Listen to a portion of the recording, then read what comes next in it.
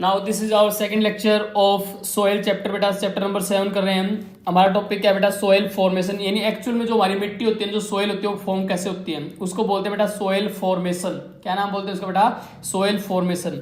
यानी formation of soil is a very slow and gradual process. बेटा जो soil, जो मिट्टी बनती है ना बेटा, ये एक बहुत धीरे और ग्रेजुअल प्रोसेस है, बहुत धीरे धीरे होती है, स्लो प्रोसेस होती है। Soil is formed by breaking down of rocks due to the action of wind, water, temperature and microorganisms। क्या है? ध्यान दे बेटा, टॉपिक हमारा सोयल फॉर्मेशन। यानी जो हमारी सोयल थी, हमने 3 टाइप की पढ़ी थी, वो एक्चुअल में बनती कैसे बेटा? इन्होंने बताया जो फॉर्मेशन ऑफ सोयल होती है ना, वो क्या होती है? वेरी स्लो प्रोसेस होती है, काफी धीरे होती है। And it is gradually in nature, gradual process है, धीरे धीरे डिक्रीज होती है। It is formed by breaking down of rocks. यानी जो आपकी सोयल होती है बेटा, वो किससे बनती है? ब्रेकिंग डाउन ऑफ रॉक्स, चट्टानों के टूट जाने से, धीरे धीरे जो चट्टानें टूट जाती है ना, उनसे बनती है बेटा। सोयल इज फॉर्म्ड, सोयल बनती है, मिट्टी बनती है by the breaking down of rocks, rocks के धीरे धीरे टूट जाने से। Due to the action of wind, यानी जब हवा टकराती है रॉक से, उसके कारण क्या होती है? रॉक्स धीरे धीरे टूटती हैं, और उनके टूटने से क्या बनती है बेटा? मिट्टी बनती है। वाटर के जो फ्लो ऑफ वाटर होता है, उस कारण से भी बनती है बेटा। टेम्परेचर, जो टेम्परेचर चेंज होता है, कभी हॉट होता है, कभी कोल्ड होता है, उसके कारण भी। एंड माइक्रो ऑर्गेनिजम्स, और बहुत सारे माइक्रो ऑर्गेनिज्म भी बेटा सोयल के निर्माण में क्या होते हैं? सहायक होते हैं। यानी ये वो चीजें बेटा जो हमारे मिट्टी के निर्माण में सहायता करती हैं। This is called as the weathering. क्या बोलते हैं बेटा इसको? इस प्रोसेस को क्या बोलते हैं? Weathering. It takes thousand of years of constant weathering to form a layer of soils. इन्होंने बताया बेटा किसी भी सोयल की लेयर को बनने में हजारों साल लग जाते हैं। यानी it take thousand of years, इसको हजारों साल लग जाते हैं ऑफ कॉन्स्टेंट वेदरिंग, लगातार वेदरिंग को, to form a layer of soil, एक सोयल की लेयर बनने में।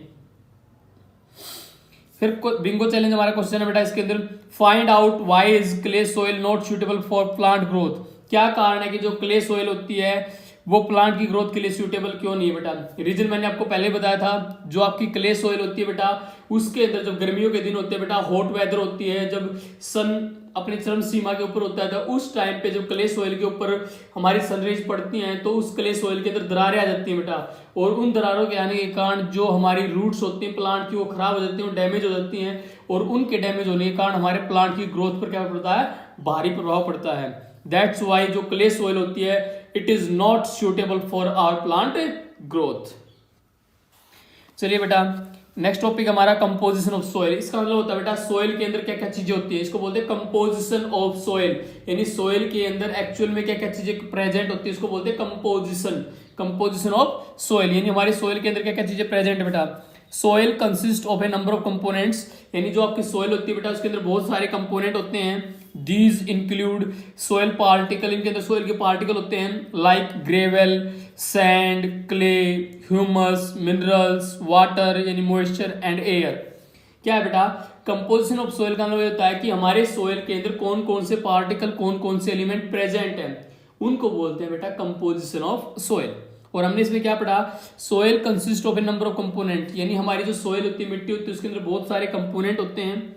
मोस्टली क्या होते हैं इसके अंदर बेटा? दीज इंक्लूड सोयल पार्टिकल, इनके अंदर सोयल के पार्टिकल होते हैं। कौन से होते हैं? Like gravel, sand, clay, humus होता है, मिनरल्स होते हैं, वाटर जो हमारी मॉइस्चर होती है, and air.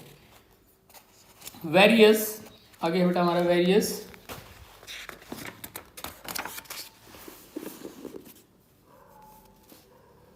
Various organisms like earthworms, जो अर्थवॉर्म होते हैं बेटा, जो ये जिनको आप बोलते हो अर्थवॉर्म्स को बोलते हैं बेटा हमारी धरती, ये काफ़ी हेल्पफुल होते हैं हमारी सॉइल को प्रिपेयर करने के अंदर। तो organism like earthworms, snails, insect and other micro organisms like bacteria and fungi are also found in soil. Earthworm बोलते हैं बेटा केचुए, क्या बोलते हैं? केचुए। तो ये हमारी जो सोइल के अंदर और क्या चीज़ होती है बेटा? इन्होंने बताया, वो तो हमने पढ़े थे पार्टिकल्स वगैरह क्या क्या प्रेजेंट थे। अब हम पढ़ रहे हैं कि कौन कौन से ऑर्गेनिज्म प्रेजेंट है। तो बहुत सारे टाइप के ऑर्गेनिज्म भी, इंसेक्ट्स भी और बैक्टीरिया भी प्रेजेंट होती है हमारी सोइल के अंदर। तो इन्होंने बताया बेटा various organisms like earthworm, snails, insect and other organisms like bacteria and fungi are also found in the soil. यानी ये सब चीजें भी, ये सब ऑर्गेनिज्म भी हमारी सोइल, हमारी मिट्टी के अंदर पाए जाते हैं। Among these earthworms are very helpful to the soil. जो केचुए होते हैं बेटा, वो हमारी जो सोइल होती है उसकी ऊपरी लेयर के लिए क्या होते हैं? बहुत ज्यादा सहायक होते हैं। They bury in soil and turn it and so make it loose. ये क्या होते हैं बेटा, मिट्टी के अंदर चले जाते हैं, मिट्टी के अंदर दब जाते हैं, और जो हमारी मिट्टी होती है उसको क्या कर देते हैं, लूज कर देते हैं, ढीला कर देते हैं, ताकि वो प्लांट्स की ग्रोथ के लिए क्या होती है, सूटेबल हो जाती है। यानी जो बेटा हमारे जो केचुए होते हैं, अर्थवॉर्म्स होते हैं, वो हमारी सोयल की जो लेयर होती है, मिट्टी को है ना, प्लांट्स की ग्रोथ के लिए क्या बना देते हैं, उपयोगी बना देते हैं। नॉट ओनली दिस, केवल यही नहीं, their movement helps to bring the nutrients that are present deeper in the soil to the surface. इन्होंने बताया बेटा जैसे जैसे ये हमारी उस सोइल के अंदर से मूव करते हैं, तो जो हमारी सोइल के अंदर नीचे डीपर में अंदर जो सरफेस होता है उसके अंदर जो न्यूट्रिएंट प्रेजेंट होते हैं उनको बाहर निकालने में क्या होते हैं, सहायक होते हैं। This improve the fertility of soils. Fertility का मतलब होता है बेटा उपजाऊ क्षमता, तो ये हमारी जो सोइल की बेटा उपजाऊ क्षमता होती है उसको बढ़ाने का काम करते हैं। दिस इंप्रूव, ये इंप्रूव करते हैं the fertility of soil and helps in plant growth. यानी इससे क्या होता है बेटा, जो सोइल की फर्टिलाइजेशन पावर होती है वो क्या होती है, बढ़ जाती है, और प्लांट्स की ग्रोथ क्या होती है, अच्छी होती है।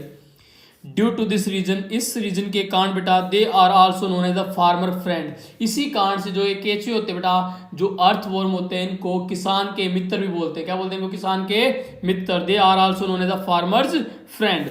बिसाइड दिस, इसके बावजूद micro organisms like bacteria and fungi, जो बैक्टीरिया होते हैं बेटा, फंगी होती है, also help in the complete breakdown of dead plants and animals.